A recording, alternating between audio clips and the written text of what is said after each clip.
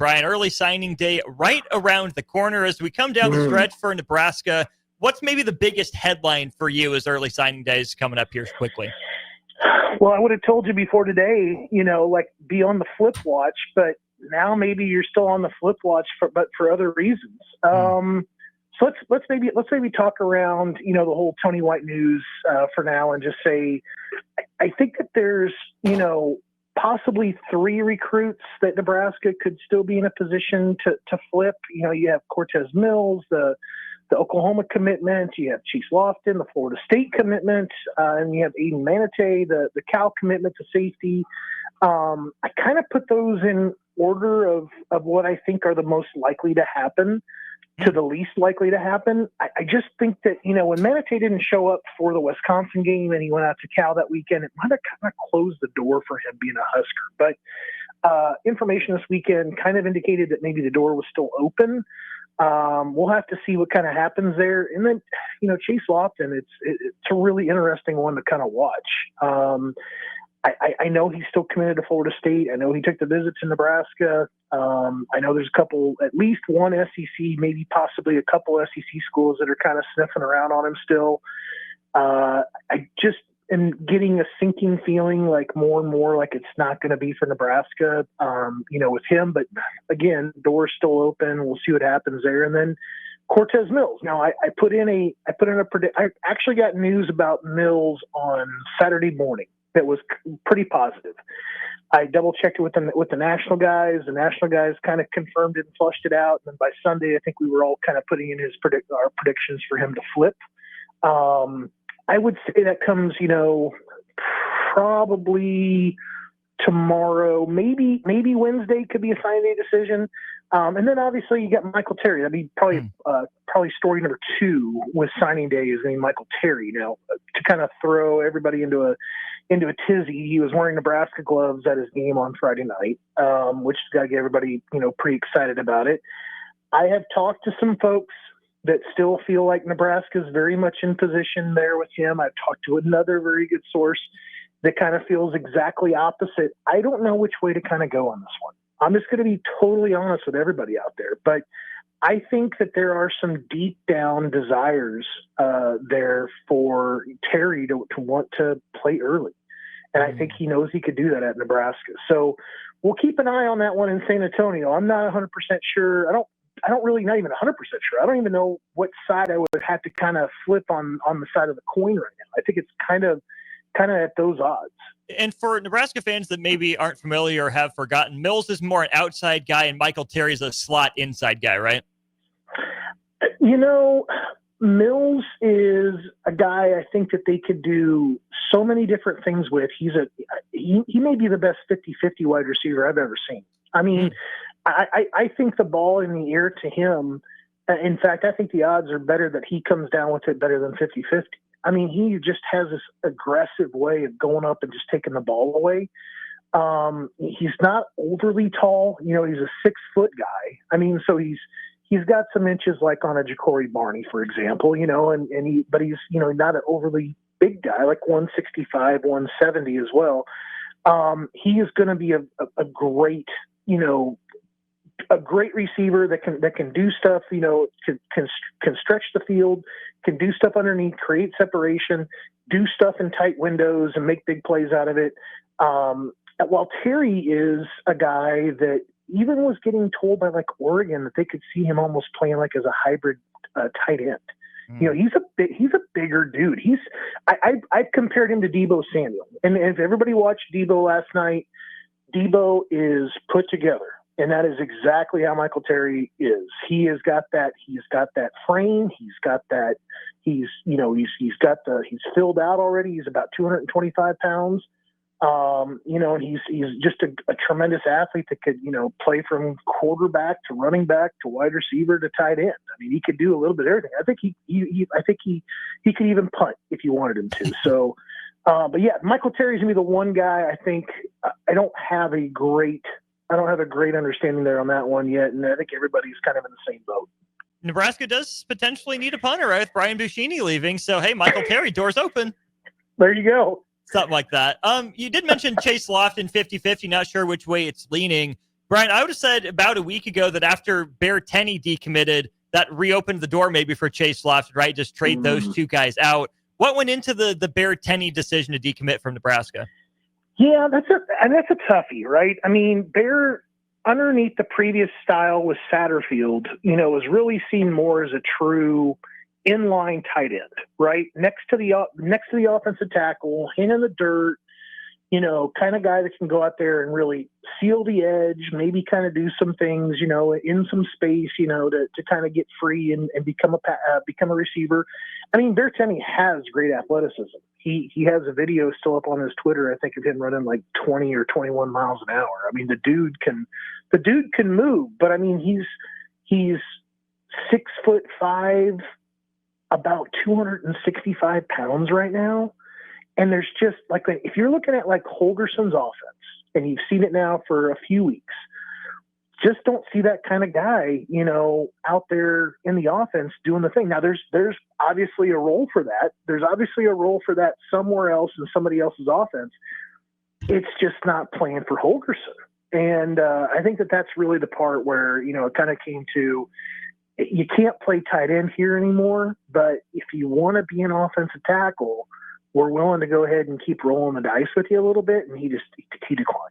So that's a situation where I think the offensive change and just the body change for Tenney, I don't think it was going to work out for him to remain to be a tight end in Nebraska. Bryan, we don't have to dance around it anymore. We're getting official reports from Pete Thamel, Tony White, a 3-year deal at Florida State to be their defensive coordinator down there. You mentioned that there could be some flip watch for Nebraska leaving the class. Who are some of those prospects you're maybe worried about decommitting from the Huskers with this news?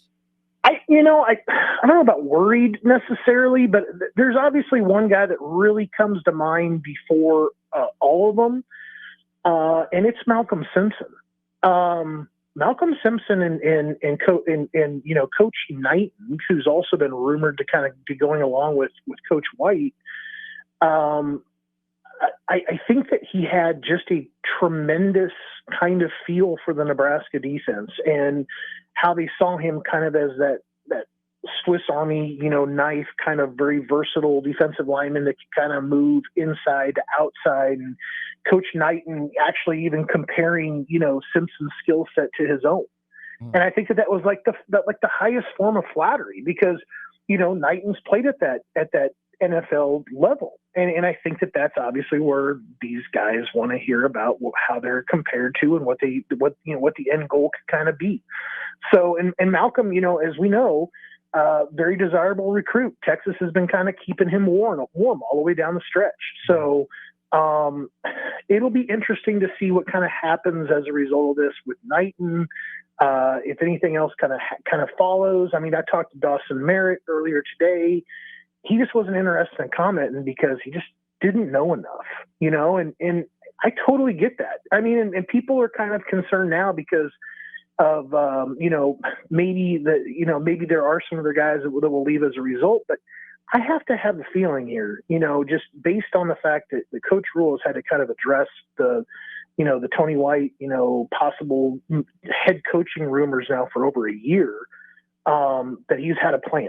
That he's had a plan about what to do, and there's some guys out there that he knows about. Maybe it's a guy that's on staff. Maybe it's a guy that made like Phil Snow. It doesn't sound like maybe necessarily like that would be a realistic pick. Maybe it sounds like he's enjoying retirement a little bit too much. But I have to think that there's a list of guys that Rule already has, and I'm sure it's probably a little bit more confusing now that you're talking about a guy that left Nebraska for a lateral move versus a guy that left for a head coaching job.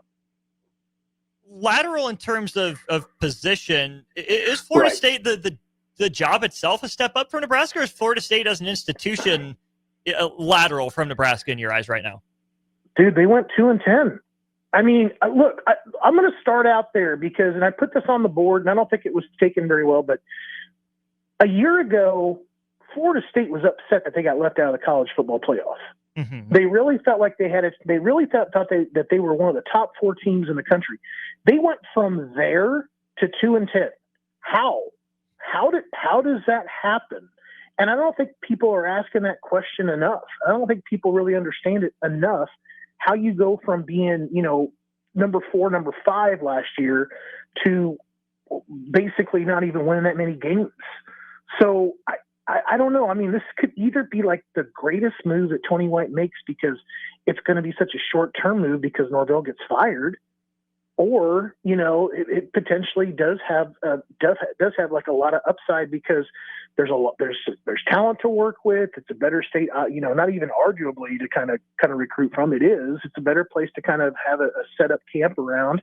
Although Tony White really wasn't like a huge off-campus recruiter, he was very good. You know, once the recruits got on campus, a lot of stories about guys, you know, that had tremendous experiences with Tony White once they got on campus at Lincoln. Listen, my boy, B months. I was down there in the sun and fun. I just couldn't get to you, man. I was doing family stuff. But listen, B months, check this out.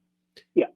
Are we do we having some telekinetic energy going on over here? I don't know if that's. You're saying a lot of what I said. Well, you I know you listen, but you don't. But I know you do because you're a part of the team. You wasn't listening to Stricky when I was talking about all of that stuff you just said, because I just said the same thing about an hour ago. No, I wasn't at all. I mean, but that's exactly how I feel, and yeah. I think that there's. Look, you want to know about something else that it's hard to overlook this, and I'll just go ahead and say it too. And you might have gone here too, Strick. There's a lot of dudes he's got to replace on that defense next year, and they start up front. Mm-hmm. And there's not a Robinson, you know, guy that's on the roster. Maybe a Van Poppel can be that guy, you know. But you're talking about a guy that, you know, that just came off of a red shirt, and I think Van Poppel has a lot of upside and a lot of potential. But let's be honest. I mean, is Robinson a day 2 pick in the NFL draft? Possibly. You know, I think that's kind of where I think things kind of start up for him. But I know that I know this without portal talk and taking the portal out of the equation, you don't have a guy like that on your roster coming back for next year. So some guys could get there. And you might find some other ways to scheme around it. But there's some, you know, Nash Hutmacher. That's another one. Can Tyson Terry be that guy? Yeah, possibly. But Terry doesn't get there until June. So, you know, what are you doing then to kind of offset that? There's plenty of those kinds of holes all over the roster. But I really feel like Rule has had a plan together for a while. It's going to be interesting to kind of see him kind of play this one out. And obviously you'll have a guy like, you know, Coach Snow that'll be there advising him and what he needs to do. And there's been some other names like, you know, Jim Leonard is a guy that's being thrown around quite a bit right now. And I think that would be a slam dunk kind of hire for Nebraska. It'll be very interesting to kind of see which way things kind of go, because I think I'll say this too. There were a lot of things about the Indiana game and the USC game to me that really kind of bothered me with not being able to stop the pass. And Braden Locke from Wisconsin had a field day against Nebraska. I mean, Nebraska won the game, but Locke, he threw for 280 yards or something like that. So I mean, he had a big day against the Huskers. And I think that there's also been a lot of like just little breakdowns up front with running the football and not being able to stop that.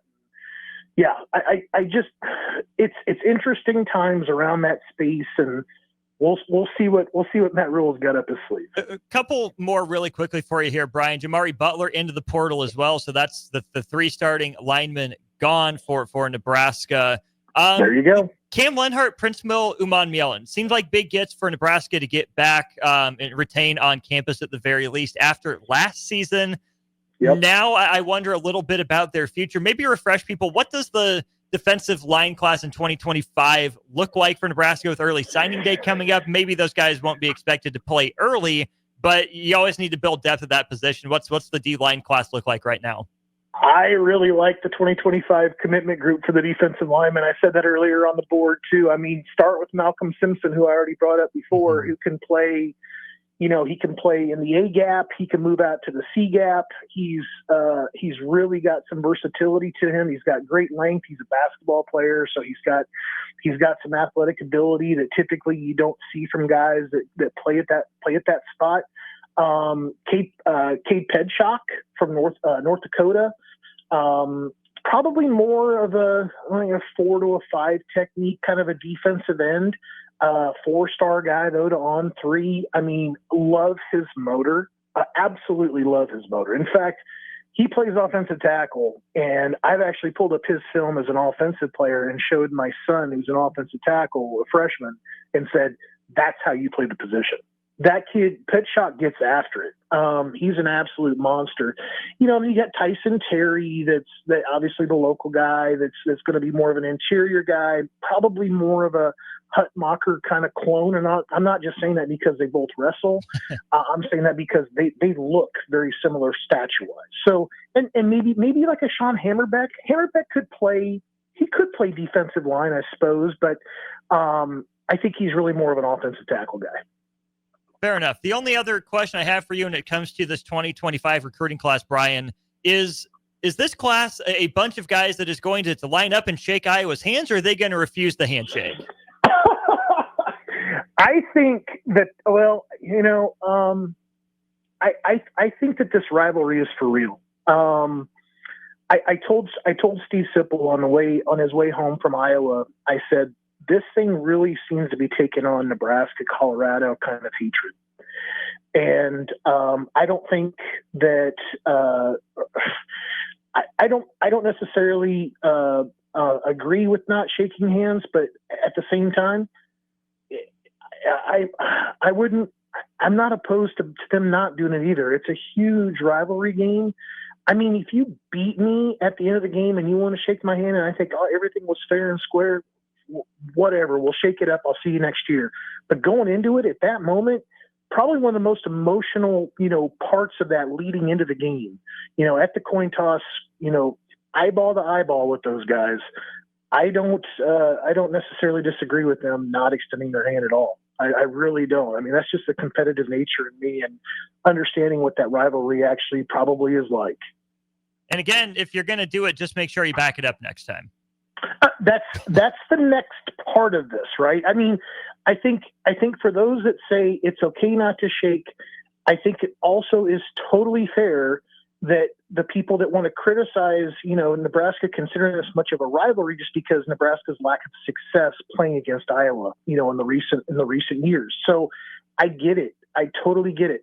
Nebraska needed like one thing to happen on Friday night, and that's the way Iowa plays. You make a mistake, they make you pay for it. And that's the way it works with them. You miss a field goal, you'll pay for it. Miss a tackle, you'll pay for it. You don't catch a ball, you're going to pay for it. So it's tough to kind of beat that when those guys are so incredibly disciplined, and they are. They're very well coached. They're very well disciplined. They're just not an incredibly talented, flashy, going to score 40 points a game kind of team. You'll also pay for Husker Online, but it's in the best way possible. I do. I follow Bryan Munson and everything. He's writing the boards and everything. HuskerOnline.com, Bryan Munson _ on Twitter. Bryan, you've taken 22 minutes of your time. You've been gracious as always. Congrats on the Bills win this weekend. Enjoy the first of your couple holidays here coming up in the next couple months of signing days. I appreciate that, guys. Be good. I'll talk to you next week.